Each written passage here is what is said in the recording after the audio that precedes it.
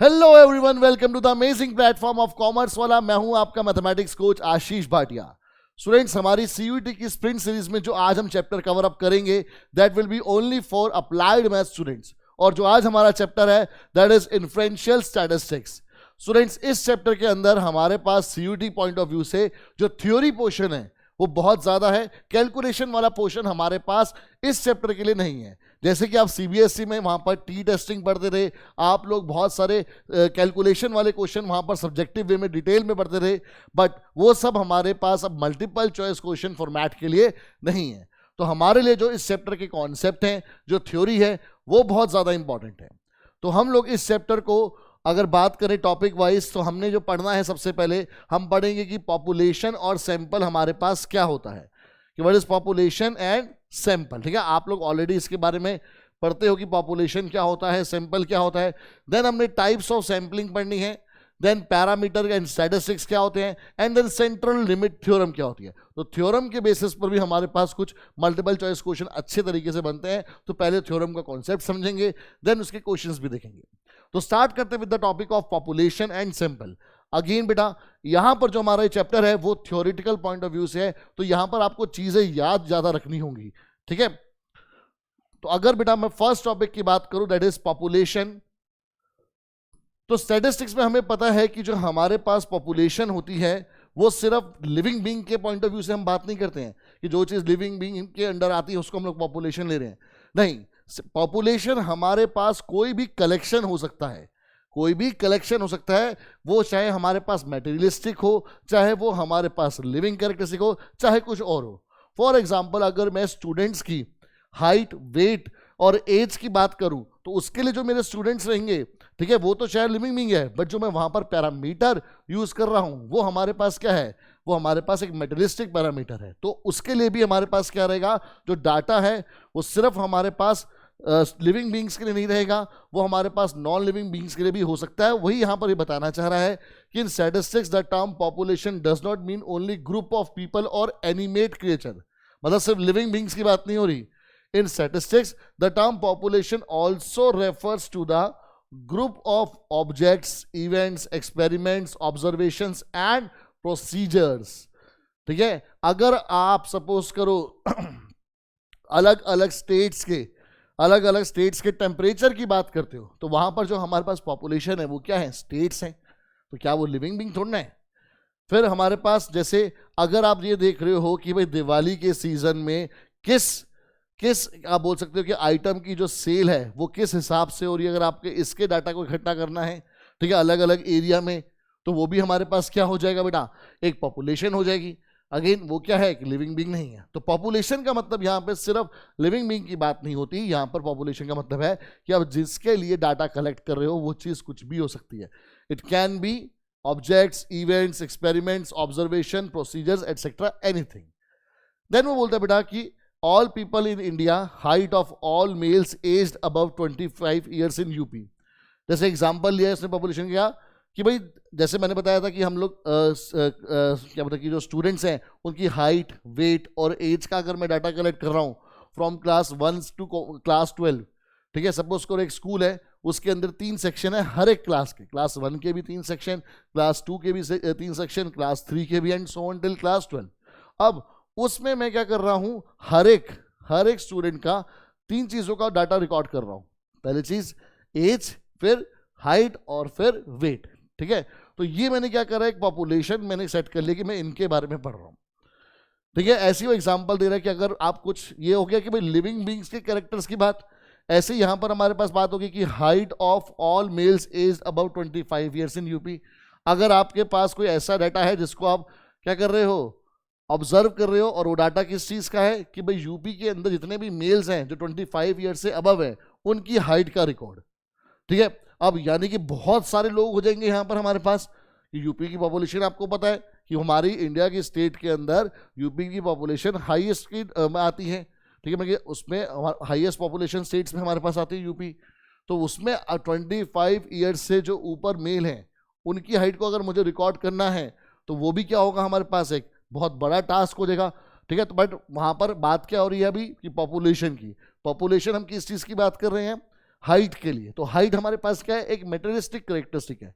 तो यहाँ पर वही समझाने के लिए एग्जांपल दिया उन्होंने कि पॉपुलेशन का मतलब लिविंग बीइंग या फिर एनिमेट क्रिएचर जो उसके अंदर इंक्लूड कर लेता है, या फिर ह्यूमन बीइंग्स उसमें इंक्लूड हो जाते हैं, सिर्फ उनकी बात नहीं है, क्योंकि जनरली जो पॉपुलेशन होती है उसको इस तरह से समझा जाता है, बट वो कुछ भी हो सकता है यहाँ पर। तो इंडिया, ठीक है, वो फिर कि blood pressure of all women age between 40 and 60 years, ऐसे आप ब्लड प्रेशर भी ले सकते हो, ठीक है। जैसे हाइट हमने एक कैरेक्टरिस्टिक लिया जिसके लिए हम पॉपुलेशन को देख रहे हैं, ऐसे ही हम लोग ब्लड प्रेशर ले सकते हैं। या फिर registered voters of India, maximum temperature in June of all metro cities. तो ये हमारे पास क्या है, अलग अलग क्या बोलते हैं कि पैरामीटर्स हैं जो पॉपुलेशन की तरह काउंट हो सकते हैं।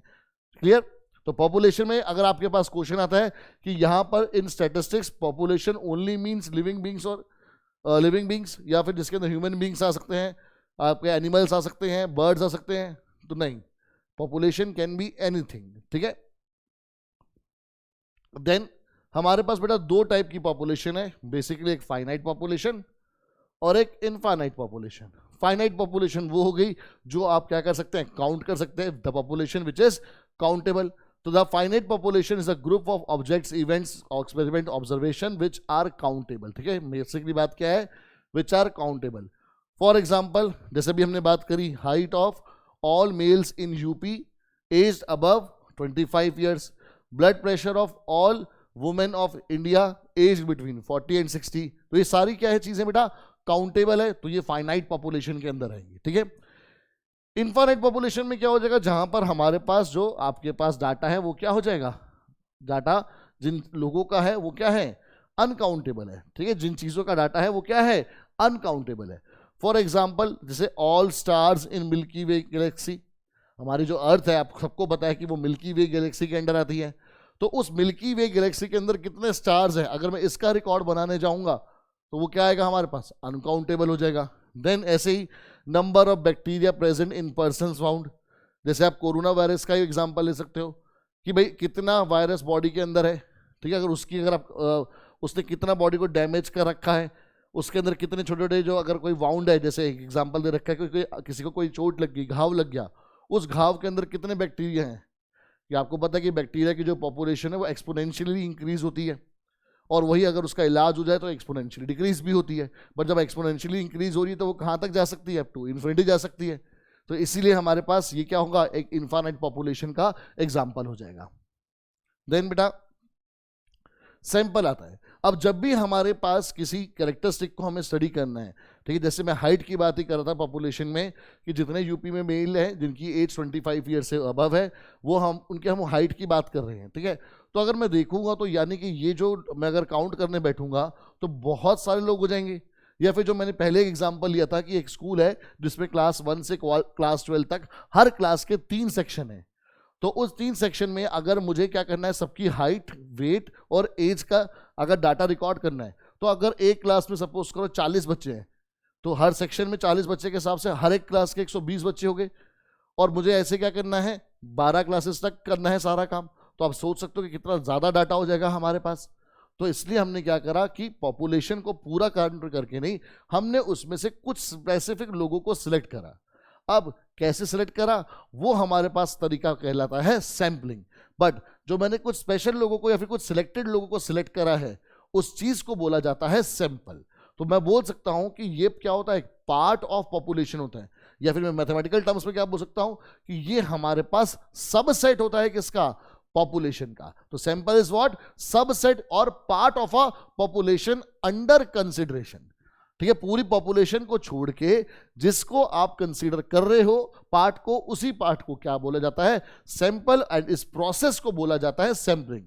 अब जिस तरीके से मैं जो ये सैंपल में जो लोग आ रहे हैं, या फिर जो सैंपल में मेरे को ऑब्जर्वेशंस चाहिए, ठीक है, जो सैंपल में मुझे ऑब्जर्वेशंस चाहिए, वो मैं जिस तरह से सिलेक्ट कर रहा हूं, उसके बेसिस पर क्या होता है, अलग अलग टाइप की सैंपलिंग क्रिएट होती है, जो अभी हमने पढ़नी है, ठीक है। और ये सारी चीजें बेटा थ्योरेटिकल पॉइंट ऑफ व्यू से आपसे एग्जाम में पूछी जाएंगी।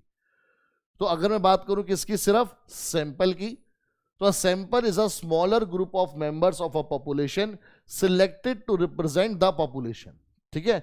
और यही जो पार्ट है वो एक्चुअल में क्या करता है, पूरे के पूरे आपके पॉपुलेशन को क्या करता है, रिप्रेजेंट करता है। फॉर एग्जाम्पल, अगर आपके स्कूल में बोला जाए कि एक डिबेट कंपटीशन है और उसके लिए हर क्लास से तीनों सेक्शन मिला के 5-5 बच्चे आएंगे, तो यानी कि उस पूरे, अगर मैं क्लास 1 की बात करूं कि क्लास 1 में 120 बच्चे थे हर एक क्लास में और 3 सेक्शन थे, तो उनमें से 120 में से सिर्फ 5 बच्चे आए। ऐसी क्लास 2 के, क्लास 3 के, तो ये जो 5-5 अलग अलग क्लासेस से बच्चे आ रहे हैं वो अपनी पूरी क्लास रिप्रेजेंट कर रहे हैं।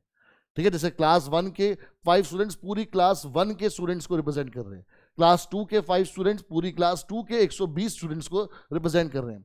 और फिर अगर आप ओवरऑल पूरे स्कूल में से बोलते हो कि भाई टोटल 50 बच्चे होंगे जो आगे जाएंगे, ठीक है, अगर हर क्लास से 5-5 बच्चे सिलेक्ट हो रहे हैं तो आपके पास मान सकते हो कि भाई टोटल 12 क्लास है तो 60 बच्चे, तो 50 नहीं, हम लोग और कम करते हैं कि भाई 20 बच्चे आगे जाएंगे या 10 बच्चे आगे जाएंगे, तो दैट मीन्स वो 10 बच्चे जो होंगे वो आपके पूरे स्कूल को रिप्रेजेंट करेंगे।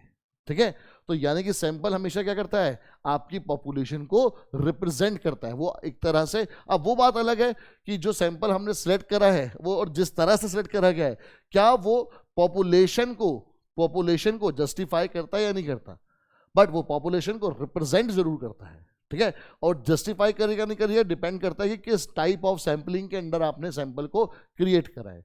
But yes, population always, sample always represent a population. ठीक है, फिर क्या बोल रहा है कि population contains large number of members, so it is difficult to investigate about the population by taking all the members, जैसे कि हमने एग्जांपल में बात करी। Therefore, to study about a population, we select some members of the population called sample. ठीक है, इसलिए आप क्या करते हो, पूरे पॉपुलेशन को पढ़ने की जगह उसमें से कुछ पार्ट को पढ़ते हो और इसको क्या बोलते हैं हम लोग, सैंपल। बिकॉज हर एक पॉपुलेशन के मेंबर को पढ़ना it's not practical, it's not easy. ठीक है, अब जैसे सपोज करो कि हम बोलें कि भाई इंडिया के हर एक रजिस्टर्ड वोटर की आपको क्या करनी है, हर एक रजिस्टर्ड वोटर की आपको मंथली इनकम नोट करनी है, तो सोचो कितना बड़ा टास्क है, कितने सारे लोग होते हैं। तभी तो जो पॉपुलेशन का सेंसस बनता है, हम इंडिया की जो पॉपुलेशन काउंट करते हैं वो हर 10 साल बाद काउंट करते हैं। ठीक है, हर 10 साल बाद, क्योंकि इतना टाइम लग जाता है कि पुराना जो आपने डाटा रिकॉर्ड करा है उसको बाद में दोबारा से काउंट करने के लिए वो 10 साल का टाइम पीरियड लिया जाता है, because it a very tedious काम।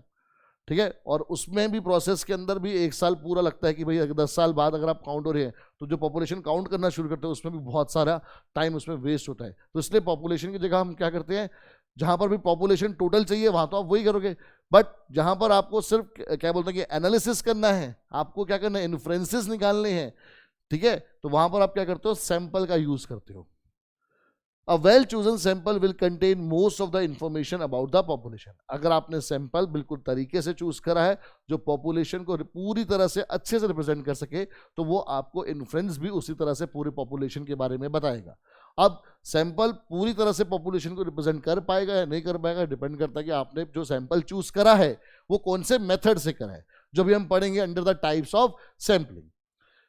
The relation between the sample and population must be such as to allow true inferences. ठीक है, ये बात इंपॉर्टेंट है कि true inferences मतलब कि जो एक्चुअल में पॉपुलेशन के जो कैरेक्टरिस्टिक्स हैं वो सैंपल के अंदर भी पूरी की पूरी तरह रिफ्लेक्ट होने चाहिए, या फिर वाइस वर्सा कि जो सैंपल के अंदर कैरेक्टरिस्टिक्स निकल कर आ रहे हैं वो पॉपुलेशन के अंदर भी हमारे पास होने चाहिए। ठीक है, अब अगर आप सपोज करो कि जैसे मैंने एग्जांपल लिया था क्लास 1 से 12 तक के हर एक बच्चों के डाटा का, तो अगर मैं बोलूं कि मैं सबकी एज का बारे में बात कर रहा हूं और फिर मैं या फिर हाइट की बात कर रहा हूं और फिर मैं उसकी एवरेज निकाल रहा हूं, तो यहां तो मेरे पास सैंपल भी गलत है। क्यों? क्योंकि अगर मैं सैंपल में बेटा क्लास 1 के स्टूडेंट ले रहा हूँ, क्लास 2 के स्टूडेंट ले रहा हूँ और फिर क्लास 12 के स्टूडेंट्स भी ले रहा हूँ और सबकी हाइट रिकॉर्ड करके अगर उनकी एवरेज निकाल रहा हूँ, तो ऑब्वियस सी बात है कि वो एवरेज क्या होगी, वो कहीं पर जाके क्लास 6 या 7 के स्टूडेंट के डाटा को एक्चुअली में क्या करेगी, रिप्रेजेंट करेगी। बिकॉज जो छोटे स्टूडेंट्स हैं क्लास 1 2 के उनकी हाइट कम होगी, जो बड़े स्टूडेंट्स हैं उनकी हाइट ज़्यादा होगी, तो वो एवरेज कहाँ पर आ जाएगी, क्लास 6 to 7 के स्टूडेंट्स पर आ जाएगी।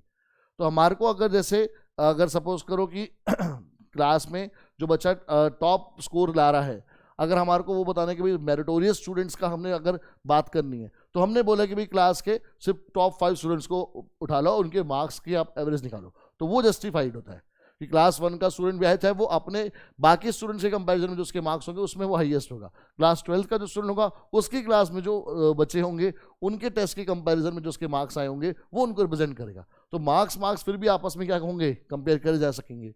बट अगर आप एज को कंपेयर कर रहे हो, हाइट को कंपेयर कर रहे हो, तो ऑब्वियस सी बात है वो बहुत डिफरेंस लेकर आएगी। तो क्या आपने मेजर करना है और उसके लिए आप क्या सैंपल किस बेस पर चूज कर रहे हो, ये बहुत बड़ा इंपॉर्टेंट हो जाता है। फिर ये एग्जांपल जैसे अगर पिज्जा हमारे पास, अगर बात करें पूरा पिज्जा जो है हमारे पास,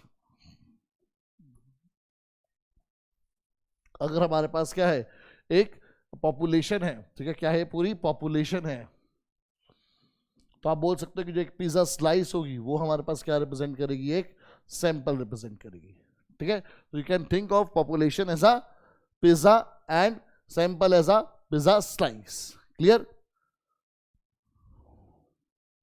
अब इसमें भी आप बेटा समझ सकते हो कि जैसे अगर पिज्जा है और पिज्जा स्लाइस की बात हो रही है, अब जिसपे जो आपके पास मान लो कि आपने वो वाली स्लाइस चूज कर ली जिस स्लाइस पर सारी टॉपिंग्स बढ़िया डली हुई है, ठीक है, पूरी सी तरह से वो वाली स्लाइस है जिस पर चीज अच्छे से स्प्रेड हो रखा है, ठीक है।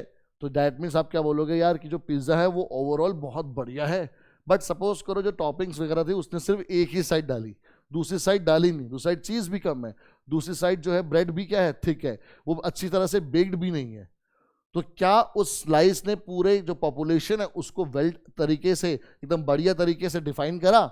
नहीं। तो यानी कि हमारे पास जो सैंपल है उसको चूज करने में हमसे कुछ गड़बड़ हुई है, ठीक है। तो यानी कि सैंपल आपने ऐसा चूज करना है कि एकदम रैंडम हो जो, और जो आपका टारगेट है वो उसको अचीव कर सके, ठीक है। तो इसी के बेसिस पे बेटा हमारे पास दो टाइप की सैंपलिंग होती है, जिसको हम बोलते हैं, एक को प्रोबेबिलिटी सैंपलिंग और दूसरे को नॉन प्रोबेबिलिटी सैंपलिंग। तो पहले बात करेंगे हम लोग प्रोबेबिलिटी सैंपलिंग क्या होती है। तो प्रोबेबिलिटी बेटा जैसे नाम से ही पता लग रहा है कि यहाँ पर जो पॉपुलेशन के मेंबर है उसके सैंपल बनने के चांसेस सबके क्या होते हैं, सेम होते हैं, ठीक है।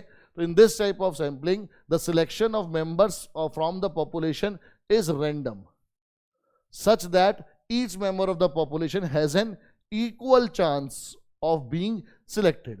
So this method is also known as random sampling, ठीक है, बिकॉज आप रैंडमली किसी को भी पिक कर सकते हो, रैंडमली किसी भी स्टूडेंट को पिक कर सकते हो। जैसे मैंने बोला कि क्लास 1 से क्लास 12 तक के जो स्टूडेंट्स में मुझे स्टूडेंट्स को चाहिए, हर क्लास से 5 स्टूडेंट्स चाहिए, वो कैसे आ जाएं भाई, सपोज करो जिन जिन का भी हर 3 सेक्शन है ना, तीनों सेक्शन में बोल दिया 5 के हम 6 कर लेते हैं कि हर एक क्लास से हमारे को 6 बच्चे चाहिए, तो मैंने क्या बोल दिया कि हर एक क्लास में से, हर एक सेक्शन में से जिन जिन के रोल नंबर 5 और 15 है वो आ जाओ। तो रैंडमली मैंने किसी भी रोल नंबर को चूज कर लिया, है ना। ऐसे में कोई भी 2 रोल नंबर बोल सकता था, ठीक है। या फिर मैं बोल सकता हूँ कि हाँ भाई जिनके नाम सपोज करो ए से शुरू होते हैं और सपोज करो और ए पे ही खत्म होते हैं, जिनके नाम ए पे शुरू होते हैं और ए से ही खत्म होते हैं, ऐसे बच्चे आ जाओ हर क्लास से 2-2। तो वहां पर भी हमारे पास क्या है, कोई रैंडम सैंपलिंग, ऐसे में कोई भी लेटर चूज कर सकता रहा, ठीक है। तो यानी कि कहने का मतलब क्या हुआ कि हमारे पास जिस डाटा के अंदर, जिस पॉपुलेशन के अंदर हर एक मेंबर के सैंपल बनने के चांसेस क्या हो, सेम हो, उसको हम क्या बोलते हैं, प्रोबेबिलिटी सैंपलिंग। अब प्रोबेबिलिटी सैंपलिंग में बेटा हमारे पास 4 तरीके की होती है, जिसमें सबसे पहला क्या है, simple random sampling.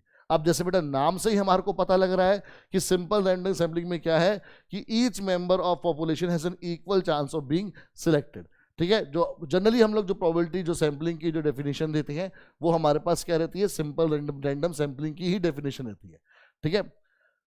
This is one of the most common method of sampling, ठीक है जी। जैसे एग्जांपल जो उन्होंने दे रखा है यहाँ पर क्या है कि there are 1000 employees in a company A, you want to select a simple random sample of 100 employees. You assign a number to every employee in the company from 1 to 100 and select randomly 100 numbers. एक 1000 number, 1000 employees की क्या है, organisation है, उसमें आपसे को सिर्फ 1000 में से 100 लोग चाहिए, यानी 10% आपको डाटा चाहिए। पॉपुलेशन का जितना भी है नंबर है उसका सिर्फ 10% आपको सिलेक्ट करना है सैंपल के लिए। तो उसके लिए क्या, जैसे एग्जांपल दिया कि आपने 1 से लेकर 1000 तक सबको एक नंबर असाइन कर दिया, और फिर क्या बोला, हाँ जी रैंडमली कोई भी आपने 100 नंबर पर रख दिए, 50, 25, 129, 321, ऐसे रैंडमली कोई भी 100 नंबर आपने क्या कर लिए, चूज कर लिए अपनी तरफ। तो जिन जिन एम्प्लॉय को या फिर जिन जिन मेंबर को वो नंबर असाइन होगा वो आपके सैंपल का पार्ट बन जाएंगे। तो यहाँ पर क्या था, हर एक मेंबर के सिलेक्ट होने के चांसेस क्या थे, इक्वल थे, क्योंकि मैं कोई भी नंबर क्या कर सकता था, सिलेक्ट कर सकता था सैंपल के लिए, तो यानी सबकी प्रोबेबिलिटी क्या थी, सेम थी। देन सेकेंड मेथड जो आता है हमारे पास, दैट इज सिस्टमैटिक सैंपलिंग। अब बेटा जैसे नाम से ही हमारे को पता लग रहा है कि systematic sampling is simple similar to simple random sampling but slightly easier to conduct. ठीक है, क्या है यहां पर? Slightly easier to conduct. Every member of the population is assigned a number, but instead of randomly selecting the numbers are chosen at regular interval. ठीक है, जैसे कि जो 1000 एम्प्लॉइज थे जिनको मैंने एक एक नंबर असाइन कर दिया था 1 से लेकर 1000 तक, अब मैं क्या बोल रहा हूं, सिर्फ भाई पहले 100 वो लोग आ जाओ, ठीक है, जिनका जो नंबर होता है सपोज करो वो 25 का मल्टीपल है। जिनका जो नंबर होता है वो क्या है? 25 का मल्टीपल है। अब हमें पता है कि भाई 1000 तक में सिर्फ 40 ही ऐसे लोग आ पाएंगे। फिर मैंने बोल दिया जिनका नंबर जो है वो 25 का मल्टीपल है, या फिर जिनका नंबर हमारे पास जो है सपोज करो 70 का मल्टीपल है, ऐसी 35 का मल्टीपल हो रहा है। तो ऐसे करके जो पहले 100 लोग निकल जाएंगे उनको मैंने क्या करा? सिलेक्ट कर लिया। तो ये क्या होगी? एक सिस्टमैटिक सैम्पलिंग होगी हमारे पास। ठीक है, या फिर अगर टोटल 1000 है तो पूरे 10% निकालने हैं, तो जो हमारे पास क्या है, जो क्या है हमारे पास 10, 20, 30, 40, 60, 50, 60, 70, 80, मतलब जो 10 के मल्टीपल हैं 1000 में से वो आ जाओ। ठीक है, तो ये क्या है? एक आप रैंडमली तो चूज कर रहे हो बट एक ऑर्डर में कर रहे हो, एक सिस्टम में कर रहे हो। ठीक है, आप एक पैटर्न में क्या कर रहे हो? सैंपल के लोगों को सिलेक्ट कर रहे हो, तो उसको क्या बोलेंगे हम लोग? Systematic sampling. यहां पर क्या है कि out of 100,000 employees of a company you want to select a sample of 100 employees. All employees of the company are arranged in alphabetical order and assigned a number. वो सही सेम बात है। You randomly select number 4 from first 10 numbers. Then every 10th person in the list is selected. जैसे example है कि भाई 4, 14, 24, 34 ऐसे select कर लिया। हमने एग्जाम्पल लिया था 10, 20, 30, इस तरह से। आप कुछ भी तरह से कर सकते हो, बट एक पैटर्न में चलना चाहिए, तो उसको क्या बोला जाएगा? सिस्टमैटिक सैम्पलिंग बोली जाएगी। फिर बेटा जो नेक्स्ट हमारे पास सैंपलिंग आती है दैट इज स्ट्रैटिफाइड सैंपलिंग। आप नाम से समझ सकते हो, स्ट्रैटिफाइड मतलब जो फैली हुई हो। ठीक है, जो अलग अलग स्टेटा, अलग अलग क्लस्टर से, क्लस्टर तो नहीं, क्लस्टर सैंपलिंग हमारे पास नेक्स्ट आएगी, जो अलग अलग ग्रुप्स के साथ हो।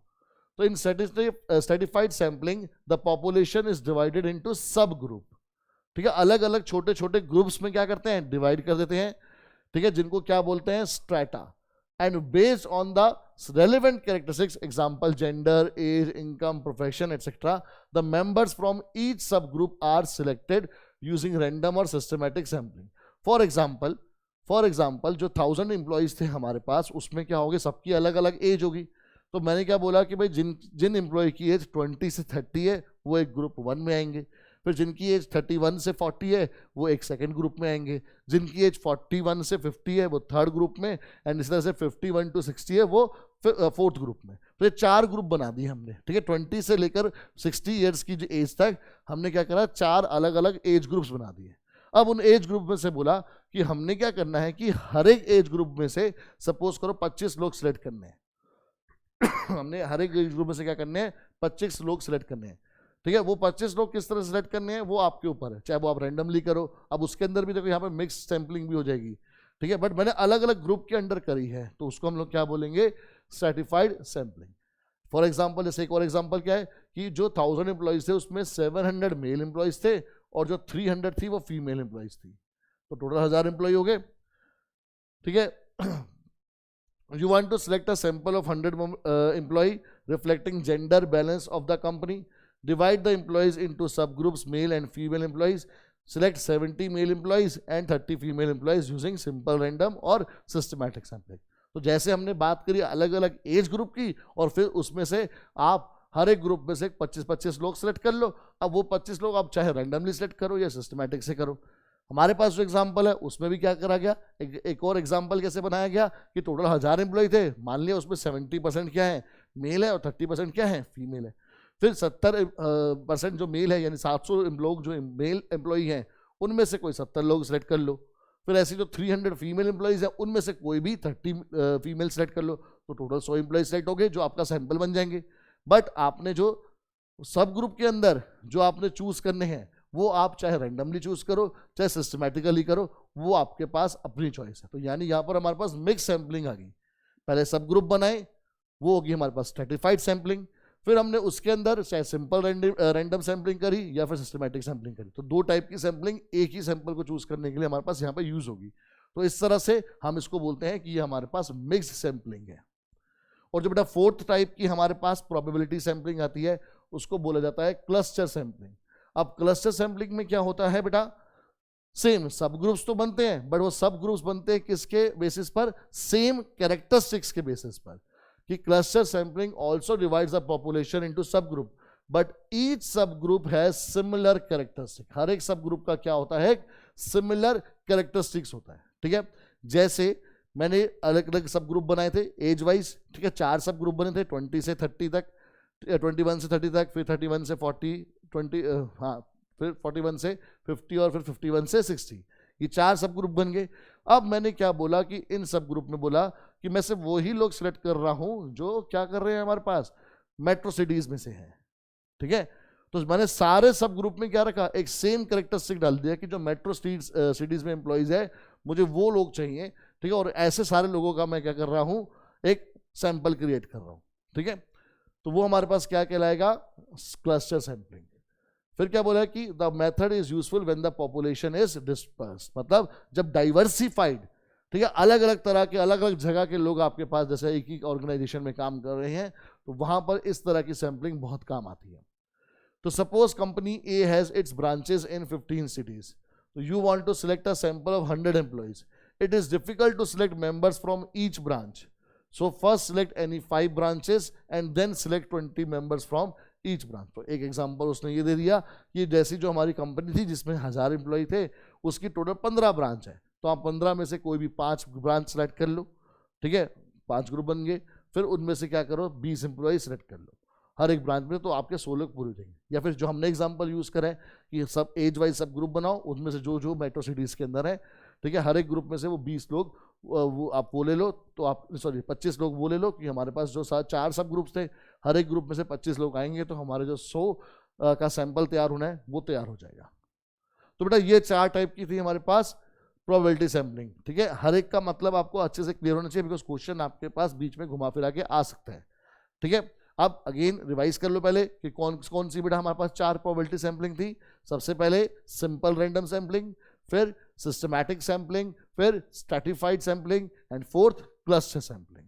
अब आते बेटा हमारे पास नॉन प्रोबेबिलिटी सैंपलिंग पर। तो ये भी बेटा 4 टाइप की होती है हमारे पास। तो अब जैसे नाम बता रहा है कि in this type of sampling the selection of members from the population is non random, random नहीं है। ठीक है, and each member has not equal chance of selected. तो याद रखना कि प्रोबेबिलिटी सैंपलिंग में पॉपुलेशन के हर एक मेंबर के सैंपल बनने के चांसेस क्या होते हैं, equal, but non probability sampling में ऐसा नहीं होता है। ठीक है, फिर क्या कह रहा है बेटा कि this type of sampling is easier. Easier है, कोई पैटर्न नहीं है, किसी को भी सिलेक्ट कर लो। ठीक है ना, या फिर सॉरी किसी को भी सिलेक्ट कर लो बेसिस ऑन कुछ बातों के। ठीक है, and cheaper to access. You cannot use it to make valid statistical inferences about the population. ये बात सबसे मेन है बेटा आपकी कि जो नॉन प्रोबेबिलिटी सैंपलिंग है हमारे पास, आप उससे वैलिड स्टैटिस्टिकल इन्फ्रेंसेस नहीं बना सकते। ठीक है, क्यों? क्योंकि वहां पर जो आपके पास सैंपल है वो ट्रू पॉपुलेशन को रिप्रेजेंट नहीं कर रहा है। ठीक है, क्यों नहीं कर रहा? बिकॉज वहां पर जो आपके पास सैंपल है और वो जिस तरह सैंपल बना है उसमें जो मेंबर हैं वो आपके पास फेयरली सिलेक्टेड नहीं है। दैट मीन्स फेयरली नहीं बोलना चाहिए, बेसिकली वो रैंडमली सिलेक्टेड नहीं। दैट मीन्स आपने किसी ना किसी बायस्डनेस के ऊपर ही उनको क्या करा होगा, सिलेक्ट करा होगा। बिकॉज अगर रैंडम है तो वो अनबायस्ड है, बट अगर रैंडम नहीं है तो वो मतलब कहीं ना कहीं बायसनेस के बेस पर सिलेक्ट किया गया हुआ सैंपल है। ठीक है, जैसे अगर 1000 एम्प्लॉई है तो मैनेजर ने बोला कि भाई जो जो मेरी टीम के अंडर आते हैं उसे मैं उन्हीं को सिलेक्ट करूंगा, बाकी लोगों को सिलेक्ट नहीं करूंगा। तो यहाँ पर फेवरेटिज्म भी आ जाएगा। ठीक है, तो देखो अब आगे क्या आता है, जो 4 टाइप्स हैं, जैसे कन्वीनियंस सैंपलिंग। सबसे पहले क्या है बेटा हमारे पास, कन्वीनियंस सैंपलिंग। तो इसमें क्या बोला जाता है कि in convenience sampling the members are selected which are most convenient for researcher. ठीक है, जैसे मेंबर जिनको इजीली एक्सेसिबल हो, जैसे वही जो मैंने एग्जांपल दिया कि मैनेजर ने कहा कि जो मेरी टीम के लोग हैं, जो मेरे खास लोग हैं, मैं उन्हीं 100 लोगों को सेलेक्ट करूंगा, बाकी मुझे किसी से कोई मतलब नहीं है। क्यों? क्योंकि वो सारी उसकी बातें भी मानेंगे। ठीक है, उनके बारे में उनको ऑलरेडी पता भी है और वो उसके लिए इजीली अप्रोचेबल भी रहेंगे। ठीक है, तो ये एक एग्जांपल हो गया हमारे पास किसका, कन्वीनियंस की। मैं अपनी कन्वीनियंस से जो डाटा सेलेक्ट कर रहा है वो अपनी कन्वीनियंस से सैंपल चूज कर रहा है। Suppose you are researching about the service providing by university to the hostel students. You may ask your fellow students to complete a survey. This is the most convenient way of gathering data. क्या आपने अपने दोस्तों को ही बोला ठीक है, अपने साथियों को ही बोला, अपने कोलीग्स को ही बोला कि भाई ये फॉर्म भर दियो यार, काम खत्म। आपने एक्चुअली हर एक जो क्या बोलते हैं कि अलग अलग डाइवर्सिफाइड ग्रुप्स थे, ठीक है, हो सकता है ना हॉस्टल में अलग अलग स्टेट्स के बच्चे हों, तो उनको जो खाना मिल रहा है क्या वो उससे सेटिस्फाइड है या नहीं, तो आपको हर एक स्टेट्स के क्या कहते हैं दो चार बच्चों को वो फॉर्म फिल करवाना चाहिए था, बट नहीं, आपने क्या करा, अपने दोस्तों में ऐसी बात दी भाई सबके हिसाब से उनको भर दो, तो वो क्या हो गया, अपनी कन्वीनियंस के अकॉर्डिंग आपने सैंपल चूज कर लिया। बट क्या ये पॉपुलेशन को ट्रूली या फिर वैलिडली जस्टिफाई कर पाएगा? नो। ठीक है, देन क्या है बेटा हमारे पास वॉलंटरी रिस्पॉन्स सैंपलिंग। ठीक है, तो ये भी क्या है, कन्वीनियंस सैंपलिंग का ही एक क्या बोलते हैं कि एक्सटेंशन है, फिर उसी की तरह है। तो in this sampling method people who are themselves ready to conduct the survey collect the sample data. मतलब क्या है कि हमारे पास who are themselves ready to conduct the survey, वो क्या करेंगे भाई अब हम खुद ही कर लेंगे। जैसे आपने पहले अपने दोस्तों को कोलीग्स को बोल दिया था, ठीक है, ये तो आपने बोला, बट आपके पास ही कुछ बच्चे कहे कि हमें दे दो हम अपने आप कर लेंगे।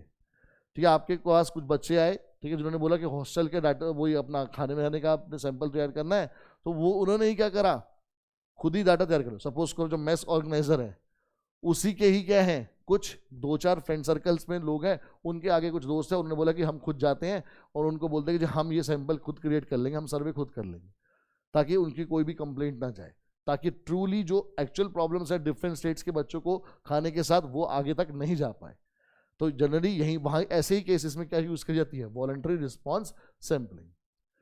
तो suppose you announce about the survey of hostel facilities, some students voluntary themselves to collect the sample data.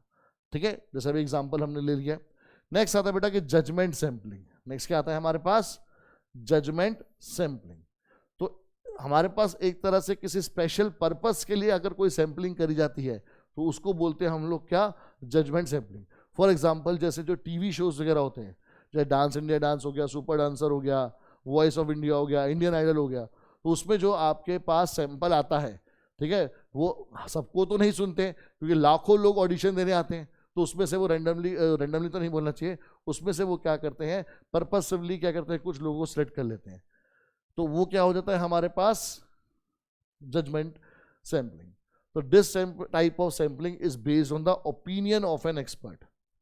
ठीक है, जैसे सबको बोला हाँ जी एक एक लाइन गा दो, तो जो लाइन जो उनका जज है, मेन जज नहीं, जो सैंपल कलेक्ट कर रहा है वो वाला जज, तो उसने बोला नहीं ये बेकार है, इसको आगे भेजो, सिर्फ एक लाइन सुन के उसको पूरा गाने का मौका भी नहीं दिया वो, तो ये क्या है हमारे पास पर्पसिव है। ठीक है, तो however the quality of the sample result depend on the judgement of the person selecting the sample. अब जो ये बंदे सिलेक्ट कर रहा है तो उसके लिए ये उसकी क्या बोलते हैं कि काबिलियत पे डिपेंड करता है कि वो सैंपल अच्छा चूज करता है या फिर गलत। जैसे आप सबको कपिल शर्मा का नाम जरूर याद होगा, तो कपिल शर्मा ने अपने इंटरव्यू में बताया कि जब लाफ्टर चैलेंज में वो सबसे पहले यहाँ पर ऑडिशन देने आए थे, ठीक है, मेरे ख्याल में दिल्ली आए थे, फिर जहाँ पर भी जिस स्टेट में पहला ऑडिशन था उनका, उसमें उनको बोला गया जी 2 मिनट में कुछ करके बताओ, तो क्योंकि सबसे पहला चांस होता है तो सब लोग नर्वस भी होते हैं, तो कह रहे कि उन्होंने कुछ करा और उन्होंने उनको रिजेक्ट कर दिया। फिर वो क्या गए दूसरी स्टेट गए, वहाँ पर ऑडिशन दिया, वहाँ पर सिलेक्ट हो गए। तो यानी कि ये क्या था, ये जजमेंट सैंपलिंग का एक बहुत बढ़िया एग्जाम्पल है कि भाई जो एक्सपर्ट बैठा है, ठीक है, जो अपने आप को सैंपल क्रिएट करने के लिए लायक समझ रहा है, क्या पता वो खुद ही काबिल ना हो इस चीज़ के, बट उस केस में क्या होगा कि जो आपके पास अच्छा सैंपल आना था वो रिजेक्ट हो जाएगा, तो आपके पास क्या होगा, एक तरह से बायस सैंपल जाएगा, अनबायस नहीं जाएगा। क्या जाएगा, बायस सैंपल जाएगा, और बायस सैंपल कभी भी वैलिड इन्फ्रेंस नहीं देगा आपको डाटा के। वैलिड इन्फ्रेंस का मतलब कि जो ट्रू एनालिसिस आपको चाहिए किसी एक डाटा से वो आपको नहीं दे पाएगा। ठीक है, फिर इसमें क्या एग्जांपल बोला कि you can see the selection procedure of all the reality shows, for example Indian idol, in which some participates are selected by the experts among the thousands of applicants. ठीक है, हम अलग अलग एग्जांपल की बात कर चुके हैं इसमें। तो ये बेटा हमारे पास थर्ड टाइप की नॉन प्रोबेबिलिटी सैंपलिंग थी। और लास्ट हमारे पास क्या होती है, स्नोबॉल सैंपलिंग। क्या होती है, स्नोबॉल सैंपलिंग। तो इस मेथड में क्या होता है कि पहले आप क्या करते हो, कुछ लोगों को सिलेक्ट कर लेते हो, then with the help of selected person we select some more and this process continues to collect the sample। जैसे कि मैंने अपने दोस्तों को बोला कि भाई अपने यार मुझे ये सर्वे कंप्लीट करना है 100 लोग बच्चों का जो हॉस्टल में खाना खा रहे हैं, तो आपके जो 5, जैसे मेरे जो 5 दोस्त थे उन्होंने बोला यार मैं करवा दूंगा, तो 5 मेरे दोस्त हो गए, उनके आगे 10 दोस्त हो गए सबको मिला के, फिर उनके आगे 20 दोस्त हो जाएंगे, तो ऐसे करते करते क्या हो गया, हमारे पास 100 सैंपल पूरे हो गए, 100 फॉर्म मेरे पूरे प्रॉपरली फिल हो गए। तो ये हमारे पास क्या हो गया, स्नोबॉल सैंपलिंग। ठीक है, ये कन्वीनियंस सैंपलिंग से कैसे अलग है कि कन्वीनियंस सैंपलिंग में खुद अपने 100 लोगों जिनको मैं जानता हूं उनको फॉर्म खुद दे रहा हूं फिल करने के लिए, बट यहां पर मैंने सिर्फ 5 को दिया, उन्होंने आगे अपने अपने नोन में क्या कर दिया, डिस्ट्रीब्यूट करवा दिया फॉर्म। ठीक है, तो suppose you are researching about the child labour of your city, you meet one child labour and he she puts you in contact of other child labour. ये भी बहुत एक बढ़िया एग्जांपल है। अगर आप चाइल्ड लेबर के बारे में क्या कहते हैं कि अवेयरनेस क्रिएट करना चाहते हो, तो ऑब्वियसली बात है आप हर एक चाइल्ड लेबर को तो नहीं जानते होगे, तो अब जिस चाइल्ड लेबर को जानते हो कि आपने उससे बात करी कि हम तुम्हारे लिए कुछ ऐसा अवेयरनेस प्रोग्राम ला रहे हैं और फिर आपके लिए कुछ स्कीम्स आएंगी जो आपकी हेल्प करेंगी, तो उसने क्या करा कि आप मेरे साथ चलिए, मैं आपको अपने दोस्तों से मिलाता हूँ। ठीक है, जो खुद चाइल्ड लेबर का काम कर रहे हैं, फिर उन्होंने बोला कि चलिए मैं आपको किसी और से मिलवाता हूँ। तो ऐसा करते करते आपका जो सैंपल है वो क्या होता जा रहा है, वो बढ़ता जा रहा है, और पर हो क्या रहा है, एक दूसरे को ही क्या कर रहा है, इंट्रोड्यूस कर रहा है, आगे एक्सटेंड कर रहा है। तो यहाँ पर बेटा हमारे पास नॉन प्रोबेबिलिटी सैंपलिंग भी खत्म होती है। तो 4 टाइप की प्रोबेबिलिटी सैंपलिंग, 4 टाइप की नॉन प्रोबेबिलिटी सैंपलिंग। ठीक है, प्रोबेबिलिटी सैंपलिंग कौन कौन सी थी हमारे पास, नाम याद होना चाहिए। सबसे पहले simple random, systematic, stratified, cluster. और नॉन प्रोबेबिलिटी में सबसे पहले हमने क्या पढ़ी, कन्वीनियंस, वॉलंटरी रिस्पॉन्स, देन हमारे पास जजमेंट सैंपलिंग, एंड देन आपके पास जो भी पढ़ी हमने स्नोबॉल सैंपलिंग। क्लियर। देन बेटा अब क्या जो आपने सैंपल चूज करा है, क्या वो एक्यूरेटली आपकी पॉपुलेशन को रिप्रेजेंट कर रहा है, आपकी पॉपुलेशन को जस्टिफाई कर रहा है या नहीं, उसके बेसिस पर उसको बोला जाता है रिप्रेजेंटेटिव या फिर नॉन रिप्रेजेंटेटिव सैंपल। तो जैसे ही नाम बताया रखा है representative sample, it is a subset of population which accurately, ठीक है ये इंपॉर्टेंट है, विच एक्यूरेटली रिप्रेजेंट्स, रिफ्लेक्ट्स और matches the characteristics of the population, जो एक्चुअली जस्टिफाई कर रहा है किसको, पॉपुलेशन को। जैसे कि if we have selected a representative sample of 10 students, 6 boys and 4 girls, that is boys and girls are in the ratio 3:2, then it follows that the population also has boys and girls in the ratio 3:2। ठीक है, कि अगर आपने, जैसे वो हमारा एक example था ना जिसमें टोटल अगर कंपनी के अंदर ही बेटा 700 मेल और 300 फीमेल हमारे पास एम्प्लॉइज हैं, तो आपने क्या करा, उन 700 में से ही 70 मेल और फिर उन 300 में से 30 मेल रखी। जो कंपनी में एक्चुअल पॉपुलेशन है उसमें जो मेल और फीमेल का रेशियो था वो 70:30 था, यानी 7:3 था।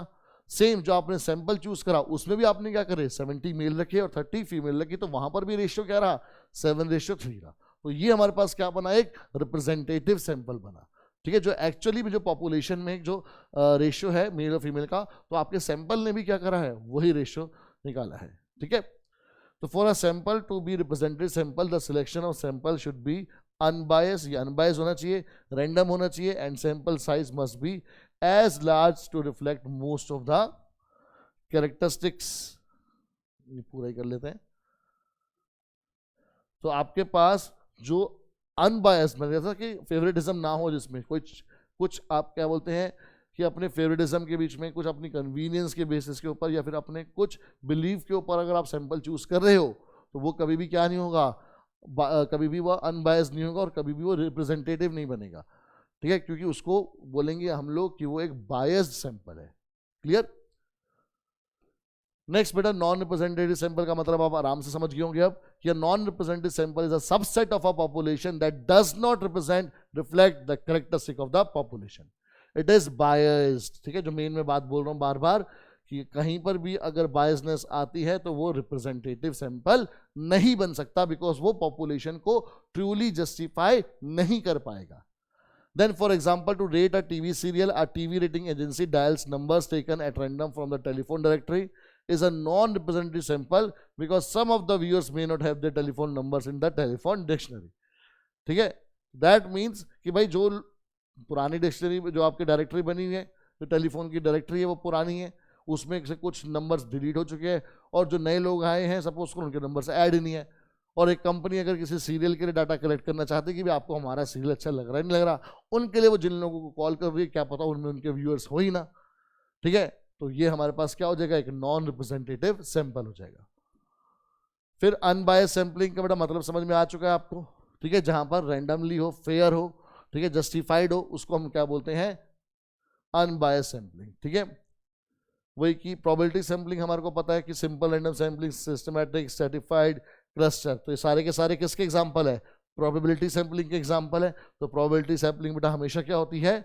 अनबायस्ड होती है, इसका मतलब वो रिप्रेजेंटेटिव सैम्पलिंग भी होती है। फिर बायस में आपके पास आ जाएगा कि जो हमारे पास नॉन प्रोबेबिलिटी सैम्पलिंग है, कन्वीनियंस, वॉलंटरी, ठीक है, जजमेंट या फिर स्नोबॉल, वो सारे क्या है हमारे पास? ये सारे के सारे एग्जांपल है बायस्ड सैम्पलिंग के। किसके एग्जांपल है? बायस्ड सैम्पलिंग के। क्लियर? चलिए अब बेटा हम लोग कुछ क्वेश्चंस देखते हैं जो हमने पॉपुलेशन और सैंपल की जितनी भी थ्योरी पढ़ी है उसके बेसिस पे जो क्वेश्चंस आते हैं, तो आपको आइडिया हो जाएगा भी एग्जाम में क्या करना है आपको एक्चुअली में। तो an observe set of the population that has been selected for analysis, तो अगर पॉपुलेशन में से एक सेट यानी पार्ट जो आप सिलेक्ट कर रहे हो एनालिसिस के लिए, मतलब इन्फ्रेंसेस के लिए, उसको क्या बोला जाता है? उसको बोला जाता है सैंपल। क्या बोला जाता है? सैंपल बोला जाता है। क्लियर? फिर sample is regarded as a subset of, sample किसका पार्ट होता है? सैंपल हमेशा पॉपुलेशन का पार्ट होता है। किसका पार्ट होता है? पॉपुलेशन का पार्ट होता है। देन बेटा judgement sampling is also known as snowball sampling. नहीं, प्रोबेबिलिटी सैंपलिंग का एक टाइप है क्या? नॉन प्रोबेबिलिटी सैंपलिंग का एक टाइप है क्या? Judgement sampling. और उसी का एक और टाइप है स्नोबॉल सैंपलिंग। तो ये दोनों अलग अलग हैं, ये सेम नहीं हो सकते। यस, हमने पढ़ा था कि ये पर्पसिव सैंपलिंग है, बिकॉज एक पर्पस के अंडर आप लोग क्या करते हो? सैंपल को सिलेक्ट करते हो। जैसे हमने इंडियन आइडल वाले एग्जाम्पल की बात करी, कपिल शर्मा का एग्जाम्पल की बात की, वो एक पर्पसिव था कि भाई ये 2 मिनट के अंदर मुझे हंसा पाएगा या नहीं हंसा पाएगा। अगर हंसा पाएगा तो मैं उसको सेलेक्ट कर लूंगा, नहीं हंसा पाएगा तो तुझे बाहर जाओ। ठीक है? अब उसमें बात अलग है कि मैं ढंग से सुन भी रहा हूं या नहीं सुन रहा हूं, है ना? तभी तो क्या होता है, कई बार जो एक टैलेंटेड जो अपना कैंडिडेट होता है वो रिजेक्ट हो जाता है, क्योंकि किसी का जो ऑडिशन ले रहा है उसका ध्यान ही नहीं है, वो अपनी ही किसी बातों में लगा हुआ है। देन बेटा a method of sampling that ensure proportional representation of all section of population, तो उसको हम क्या बोलेंगे बेटा? क्लस्टर, सिस्टमैटिक, स्ट्रैटिफाइड और स्नोबॉल। और यहां पर क्या लिखा है बेटा? Representation of all. ठीक है? ऑल सेक्शन का ऑफ पॉपुलेशन को जो क्या करे? रिप्रेजेंट करे, तो वो क्या है हमारे पास? Stratified sampling. हाँ, अगर इसी में ही आपके पास क्वेश्चन में ऐड होता कि all population having a similar characteristic, तो वो बन जाता क्लस्टर सैंपलिंग। ठीक है? अगर हर एक क्या बोला कि ensure proportional representation of all section, अगर प्रोपोर्शनल रिप्रेजेंटेशन चाहिए हर एक सेक्शन की, जैसे हमने अलग अलग एज ग्रुप्स की बात की थी, ठीक है, तो उसमें हर एक एज ग्रुप के हमने क्या किया था? डिस्कस किया था। बट अगर उसमें ही मैं कोई अगर सब में सिमिलर कैरेक्टरिस्टिक ढूंढ रहा हूं तो वो बन जाएगा मेरा क्लस्टर सैंपलिंग।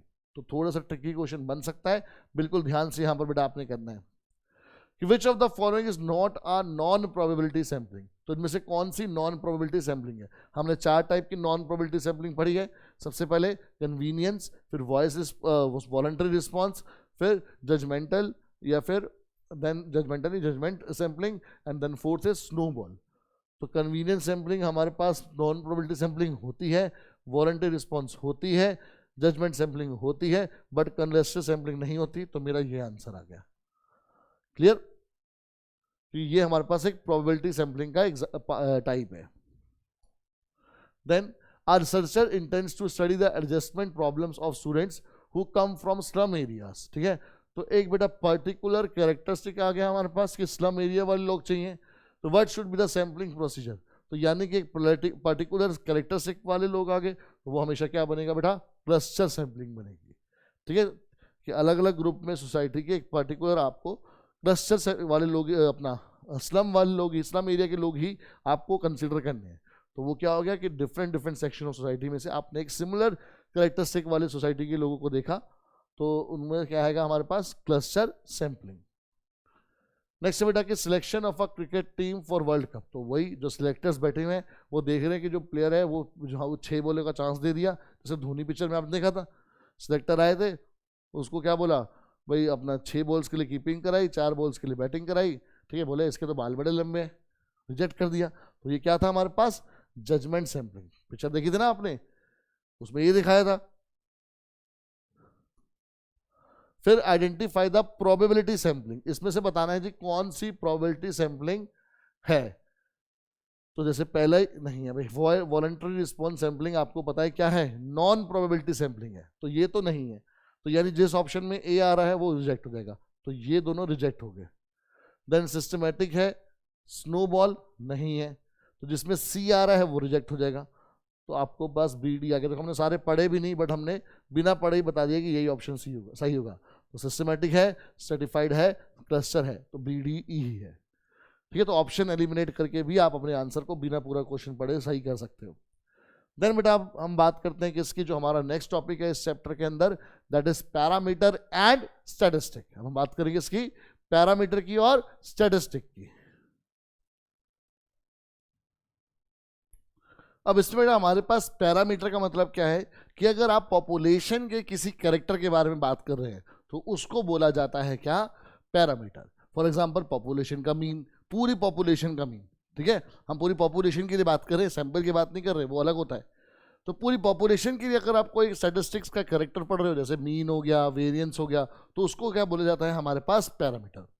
तो अब measurable characteristic of a population is called parameter. For example population mean, for example population variance, ठीक है, and population standard deviation.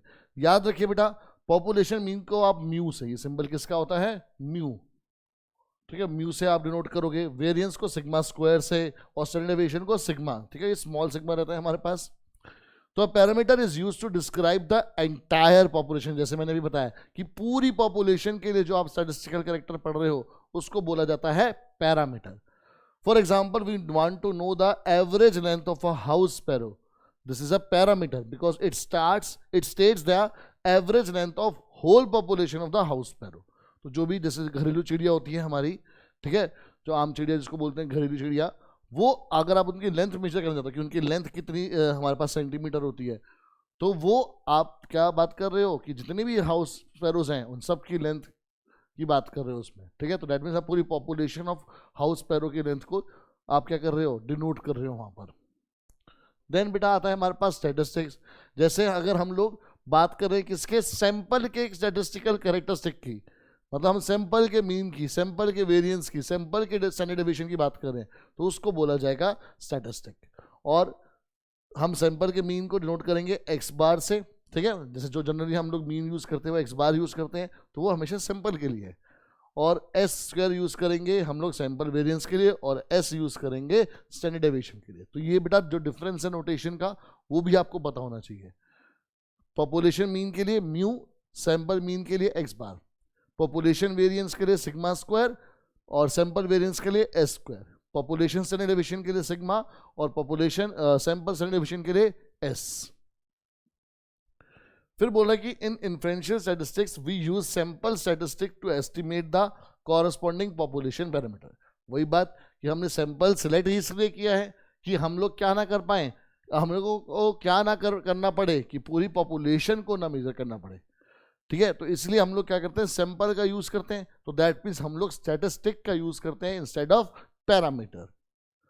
While making an inference about the population, the parameter is unknown because it is impossible to collect the information from every member of the population. Population के लिए भी इतने large population में आप हर एक sample का, हर एक member का आप क्या कर रहे हो, डाटा रिकॉर्ड कर रहे हो, तो उसको एनालाइज कर रहे हो, तो ये प्रैक्टिकली क्या होता है, इम्पॉसिबल होता है। जैसे अगर मैं बोल रहा हूँ कि मैं इंडिया के हर एक जो अपना रजिस्टर्ड वोटर है, हर एक रजिस्टर्ड वोटर की मैं इनकम का डाटा रिकॉर्ड करना चाहता हूँ, तो सोचो भाई इतने सारे हमारे पास पॉपुलेशन है जो 18 साल से ऊपर हैं, और वो सब क्या हैं, एलिजिबल हैं रजिस्टर्ड वोटर के लिए। अब वो बात अलग है कि इसने अपना वोटर आई कार्ड बनाया है या नहीं बनाया है, बट वो एलिजिबल वोटर्स हैं। तो अब उनके लिए अगर मैं डाटा रिकॉर्ड कर रहा हूँ हर एक बंदे का, हर एक मेंबर का, यानी हर एक पर्सन का, कि उनकी आपकी मिनिमम इनकम का एग्जांपल लेके चलते हैं कि उनकी मिनिमम इनकम क्या है, तो ये प्रैक्टिकली पॉसिबल नहीं। कितने साल लग जाएंगे, और उतने साल में फिर क्या होंगे, कुछ और लोग ऐड हो जाएंगे, कुछ और लोग जो डेड हो चुके होंगे वो हट जाएंगे। तो दैट मीन्स पूरे पॉपुलेशन के लिए अगर आप क्या करना चाहो, डाटा रिकॉर्ड करना चाहो, फिर उसका एनालिसिस करके कोई इन्फ्रेंस निकालना चाहो, तो वो प्रैक्टिकली क्या है, इम्पॉसिबल है। इसीलिए किसका इंट्रोड्यूस हुआ, सैंपलिंग का इंट्रोड्यूस हुआ, ठीक है। तो इसलिए हम लोग पैरामीटर को कभी भी मेजर नहीं कर पाते, बिकॉज वो हमारे पास क्या रहता है, अननोन। अननोन क्यों? बिकॉज प्रैक्टिकली आप उसको लिए सारे मेंबर्स का डाटा ले ही नहीं पाओगे, इसलिए हम क्या करते हैं, सैंपल का डाटा लेके मेजर करते हैं, जिसको हम लोग क्या बोलते हैं, स्टैटिस्टिक। फिर जैसे वो उन्होंने एग्जांपल लिया कि भाई हमने 100 हाउस पैरोस दिए हैं, उनकी लेंथ मेजर करी है, ठीक है। तो ये हमारे पास क्या है, स्टैटिस्टिक है, ठीक है, जिससे हम लोग पूरी पॉपुलेशन का इन्फ्लुएंस निकाल सकते हैं, ठीक है। अब हमने स्टैटिस्टिक से मान लो जो सैंपल था हमारे पास 100 पैरों का, वो हमने बोला कि जो इनकी एवरेज लेंथ है वो 6 सेंटीमीटर है। वो कितनी है, 6 सेंटीमीटर है। तो दैट मीन्स हम ये मान के चलेंगे कि जितनी भी हाउस पैरोस होती हैं वो कितनी सेंटीमीटर की होती हैं, 6 सेंटीमीटर की होती हैं, ठीक है। तो क्या करा, स्टैटिस्टिक्स ने रिप्रेजेंट करवाया पूरे पैरामीटर को। तो फिर आगे पॉपुलेशन और सैंपल में डिफरेंस क्या है बेटा, तो population is a collection of all elements, वो क्या है हमारे पास सम मेंबर्स है, क्या है। द मेजरेबल कैरेक्टरिस्टिक को हम पैरामीटर बोलते हैं, वहां पर मेजरेबल कैरेक्टरिस्टिक को हम लोग स्टैटिस्टिक बोलते हैं। A survey done of an entire population is accurate and more precise with no margin of error। जब आप पॉपुलेशन के अंदर सारे मेंबर का डाटा रिकॉर्ड कर लोगे और फिर उसको एनालाइज करो, तो ऑब्वियस सी बात है कि जो गलती के चांसेस वो बहुत कम है। बट अगर आप सैंपल के थ्रू पूरी पॉपुलेशन के बारे में जानना चाह रहे हो और आपका सैंपल सही तरह से नहीं चूज करा गया है, तो वो आपको क्या देगा, हमेशा एक गलत रिजल्ट ही देगा, ठीक है। Then the population focuses on the identification of the characteristics the sample makes influences about the population. मतलब पॉपुलेशन के अंदर आप एक्चुअली क्या करते हो, एक्चुअली यहाँ पे साफ साफ क्या बोला हुआ बेटा कि the population focuses on the identification of the characteristic. मतलब जिस भी चीज के लिए आप डाटा रिकॉर्ड कर रहे हो उसका आपको प्रॉपर आइडेंटिफिकेशन देता है। बट सैंपल क्या करता है, एक आइडिया देता है, इन्फ्लुएंस मतलब एक आइडिया देता है कि भाई ये कैरेक्टर होगा किसका, आपकी पूरी पॉपुलेशन का। तो ये डिफरेंस था बेटा हमारे पास between parameter and statistic. Then आता है बेटा हमारे पास सेंट्रल लिमिट थ्योरम, ठीक है। इसको बड़े ध्यान से समझना है आपने, ठीक है। पहले डेफिनेशन समझते हैं, फिर हम लोग देखेंगे इस पे क्वेश्चंस कैसे आते हैं। कि the central limit theorem states that the sampling distribution of the sample mean approaches a normal distribution. Normal distribution याद है ना, मीन इक्वल टू 0, याद है ना, जो बेल करवाता है हमारे पास नॉर्मल डिस्ट्रीब्यूशन का। तो कोई भी हमारे पास सैंपलिंग डिस्ट्रीब्यूशन है, जो हमने सैंपल ले रखा है, वो नॉर्मल डिस्ट्रीब्यूशन कब बन जाता है, मतलब वो नॉर्मल कर्व कब बन जाता है, as the sample size gets larger no matter what is the shape of the population distribution. Population किस तरह से भी डिस्ट्रीब्यूशन हो, आपके सैंपल का साइज जैसे जैसे बढ़ता जाएगा आपके पास डाटा एक्यूरेट आना शुरू हो जाएगा। नॉर्मल डिस्ट्रीब्यूशन का मतलब क्या है कि जो डाटा है वो आपका प्रॉपर रिप्रेजेंट कर रहा है किसको, पॉपुलेशन को। बट कब, जैसे जैसे सैंपल क्या होगा, बढ़ता जाएगा। और जब डाटा प्रॉपरली रिप्रेजेंट करता है पॉपुलेशन को, तो वो नॉर्मल डिस्ट्रीब्यूशन बन जाता है। वो क्या बन जाता है, नॉर्मल डिस्ट्रीब्यूशन। बिकॉज हमारे पास मीन जितना एरिया, मतलब आपको याद होगा हम लोग प्रोबेबिलिटी में इसको एरिया से रिप्रेजेंट करते हैं, जितना एरिया लेफ्ट में है उतना ही एरिया हमारे पास राइट में है, ठीक है। ये मीट नहीं करते हैं, ठीक है, हमें पता ही ऐसे रहता है, मीट नहीं करते हैं, ठीक है। देन बेटा आप उसने क्या कर रखे, 3 अलग अलग एग्जांपल ले रखे हैं किसके, पॉपुलेशन डिस्ट्रीब्यूशन के। ये पॉपुलेशन 1 है, ये पॉपुलेशन 2 है और ये पॉपुलेशन 3 है, ठीक है। अब उसी के बेसिस पर उनकी सैंपलिंग डिस्ट्रीब्यूशन है। ये सैंपल 1 है पॉपुलेशन 1 का, ये सैंपल 2 है पॉपुलेशन 2 का, और वो सैंपल 3 है पॉपुलेशन 3 का। बट कब, जब सैंपल में हमारे पास सिर्फ 2 ही ऑब्जर्वेशंस है, मतलब आपने पूरी पॉपुलेशन में से सिर्फ 2 ही मेंबर का सैंपल लिया है, मतलब बहुत छोटा सा सैंपल लिया है। तो देखो इस तरह से उसकी डिस्ट्रीब्यूशन आ रही है। देन हमने क्या करा, सैंपल साइज बढ़ाया, 2 से कितना कर दिया जी, 5 का कर दिया। तो हमारे पास थोड़ा थोड़ा ये क्या बन रहा है, हमारे पास नॉर्मल डिस्ट्रीब्यूशन में आना शुरू कर रहा है, ठीक है। ये वो पॉपुलेशन डिस्ट्रीब्यूशन था, और जैसे हमारे पास 30 बना, जैसे हमारे पास क्या हुआ, सैंपल डिस्ट्रीब्यूशन क्या हुई, 30 हुई, मतलब सैंपल साइज और बढ़ गया। तो देखो हमारे पास पॉपुलेशन जैसे मर्जी थी, 1 2 3 तीनों का अलग डिस्ट्रीब्यूशन था, बट तीनों किस में आनी शुरू होगी बेटा, हमारे पास तीनों ही हमारे पास नॉर्मल डिस्ट्रीब्यूशन यानी कि बेल कर्व में आनी शुरू होगी। तो इसमें किसने क्या बोला बेटा कि जैसे जैसे आपके पास सैंपल साइज बढ़ता गया, तो हमारे पास क्या हुआ, जो पॉपुलेशन है, जो हमारा सैंपल डिस्ट्रीब्यूशन है, वो हमारे पास नॉर्मल डिस्ट्रीब्यूशन को अचीव करनी शुरू होगी, ठीक है। यही इसमें समझाया हुआ है कि in the figure each column refers to one of the populations. The top most row of the figure shows that none of the population are normally distributed. जो सबसे पहली फिगर हमने पढ़ी थी, ठीक है, जो पॉपुलेशन हमारे पास थी ये वाली, इनमें से कोई भी लग रही है कि नॉर्मली डिस्ट्रीब्यूट हो रही है। ये एक रेक्टेंगल बन रहा है, ये हमारे पास पहले इंक्रीज हुई, फिर डिक्रीज हुई, फिर इंक्रीज हुई, फिर डिक्रीज हुई, ठीक है, और वो भी लीनियरली। ये हमारे पास एक एक्सपोनेंशियल कर्व आ रहा है, ठीक है, डिके की फॉर्म में। फिर जब 2 था तो ये हमारे पास एक ट्राइंगल की फॉर्म में आया, वो कर्व बनना शुरू हुआ। ये अभी भी क्या है, लाइन है, वो हल्का हल्का कर्व बनना शुरू हुआ। उसमें क्या हुआ, सडन इंक्रीज आया, बट फिर डिके हो गया। फिर सैंपल साइज और बढ़ा, तो ये थोड़ा नॉर्मल डिस्ट्रीब्यूट हुआ, वो थोड़ा शुरू हुआ होना। देन जब सी सैंपल साइज हमारा 30 तक पहुंचा, तीनों के तीनों पॉपुलेशन क्या होगी हमारी, बेल शेप में आ गई, यानी कि नॉर्मली डिस्ट्रीब्यूट हो गई, ठीक है। फिर उसने वो बोला है पूरा कि when the sample size is 2 we see the shape of each sample distribution is different from the shape of corresponding population. But जैसे 5 हुआ तो हमने कुछ सिमिलैरिटी देखनी शुरू करी, बट जैसे ही 30 तक आएगा हमारे पास तो क्या होगा, shape of each of 3 sampling distribution are approximately normal, ठीक है। सो ये एक इंपॉर्टेंट पॉइंट है, इसके बेस पे क्वेश्चन बन जाता है कि सैंपल साइज ऑफ 30 और more is considered to be sufficient to hold central limit theorem. अगर आपके सैंपल के अंदर जो क्या बोलते हैं कि सैंपल के अंदर मेंबर्स हैं, अगर वो आपके पास 30 से ज़्यादा हैं, तो दैट मीन्स आपका जो सैंपलिंग डिस्ट्रीब्यूशन है वो नॉर्मल डिस्ट्रीब्यूशन को अचीव करना शुरू हो जाएगा, ठीक है। The sample size become large, the prediction of characteristic of population becomes more accurate, ठीक है। और इसका मेन मतलब क्या है कि नॉर्मल डिस्ट्रीब्यूशन का मतलब कि जो सैंपल है वो ट्रूली जस्टिफाई करेगा किसके, कैरेक्टरिस्टिक्स ऑफ पॉपुलेशन का। मतलब स्टैटिस्टिक आपको प्रॉपर इंफॉर्मेशन देगा अबाउट पैरामीटर। अब बेटा इसके क्वेश्चंस देखते हैं हम लोग।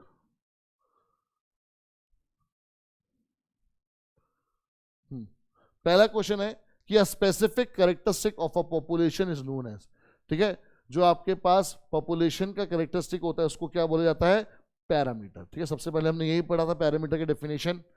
Then a specific statistics is a process that involves all of the following except, मतलब कि हमारे पास स्टैटिस्टिक्स के अंदर क्या नहीं होता। क्या आप एस्टिमेट करते हो पैरामीटर को, यस।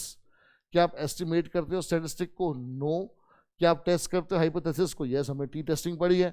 क्या एनालिसिस करते हो रिलेशनशिप का, अल्टीमेट तो हमने सारे टेस्ट वगैरह के थ्रू क्या करते हैं, रिलेशनशिप एनालाइज कर रहे हैं। तो यानी कि हमारे पास ऑप्शन बी बिल्कुल करेक्ट है कि भाई हमारे पास जो स्पेसिफिक स्टैटिस्टिक है, या फिर जिसको हम बोल सकते हैं कि जो हमारे पास इन्फ्रेंशियल स्टैटिस्टिक है, वो हमारे पास क्या करता है, पैरामीटर को एस्टिमेट करता है। बिकॉज हम पैरामीटर कैलकुलेट नहीं करते, हम कैलकुलेट क्या करते हैं, स्टैटिस्टिक को। स्टैटिस्टिक क्या करते हैं हम लोग, कैलकुलेट करते हैं, एस्टिमेट नहीं करते। और कैलकुलेशन के बेस पर हम लोग पैरामीटर के लिए एस्टिमेशन करते हैं। स्टैटिस्टिक को कैलकुलेट किया जाता है, पैरामीटर को एस्टिमेट किया जाता है, ठीक है। ये बात आपको याद रखनी है। देन बेटा which of the following values is used as a summary measure for a sample such as sample mean, ठीक है। तो हमारे पास आ रहा है कि which of the following is used as a summary measure. तो हमारे पास जो सैंपल स्टैटिस्टिक है वही हमारे पास क्या है, एक समरी देता है किसको, किसकी, पूरी पॉपुलेशन की। तो आपसे पूछ रहा है कि कौन सी वैल्यू है ऐसी जो आपके पास पूरे पॉपुलेशन की समरी देती है, तो वो कौन है, sample statistic. Because sample parameter तो होता ही नहीं है, पैरामीटर पॉपुलेशन का होता है। पॉपुलेशन पैरामीटर हम लोग वो कैलकुलेट नहीं कर पाते हैं। और फिर पॉपुलेशन मीन भी क्या है, पॉपुलेशन पैरामीटर का पार्ट है। Which of the following is branch of statistics? Descriptive statistics, yes, जो आप क्लास 11th में स्टैटिस्टिक्स पढ़ते थे, जिसपे आपने मीन निकालना सीखा था, मीडियन, मीन डेविएशन, फिर quartile deviation, then dispersion, then आपने अपना क्या बोलते हैं ये कोरिलेशन, रिग्रेशन या फिर कर्टोसिस, स्क्यूनेस पढ़ा था। ये सब डिस्क्रिप्टिव स्टैटिस्टिक का पार्ट था। अभी जो हम पढ़ रहे हैं वो क्या है, इन्फ्रेंशियल, बिकॉज हम लोग इन्फ्रेंसिस क्रिएट कर रहे हैं, वो इन्फ्रेंशियल स्टैटिस्टिक्स है। और इंडस्ट्रियल स्टैटिस्टिक एक टाइप ऑफ स्टैटिस्टिक होता है, हमारे पास ब्रांच नहीं होती। ये आ गया हमारे पास बोथ ए एंड बी, क्या आ गया, बोथ ए एंड बी। फिर बोला कि inferential statistic is a process that involves all of the them in following except, तो ये हमें क्वेश्चन रिपीट हो गया है। नेक्स्ट है बेटा, the measurable characteristic of a population is called parameter. Then the measurable characteristic of a sample is called statistic. ये हमें रिपीट हो रहे क्वेश्चन, बट अलग पहले स्पेसिफिक उसमें बोला था, अब इन्फ्रेंशियल स्टैटिस्टिक्स की फॉर्म में बोल दिया। और डिफरेंस क्या होता है सैंपल स्टैटिस्टिक और पॉपुलेशन के बीच में? वो होता है हमारे पास वो होता है हमारे पास स्टैंडर्ड एरर। क्या होता है? Standard error. ठीक है, तो जो डिफरेंस आता है सैंपल मीन में और पॉपुलेशन मीन में, उसको क्या बोलते हैं हम लोग? Standard error. The central limit theorem states that the sampling distribution of sample mean approaches a normal distribution। हमने बोला कि जो सैम्पलिंग डिस्ट्रीब्यूशन है वो नॉर्मल डिस्ट्रीब्यूशन कब बनेगी? कब? जब आपका सैंपल साइज क्या होगा? लार्ज होगा। जैसे जैसे सैंपल साइज लार्ज होगा और वो 30 या 30 से अबव हो जाएगा, तो आपके पास क्या होगा?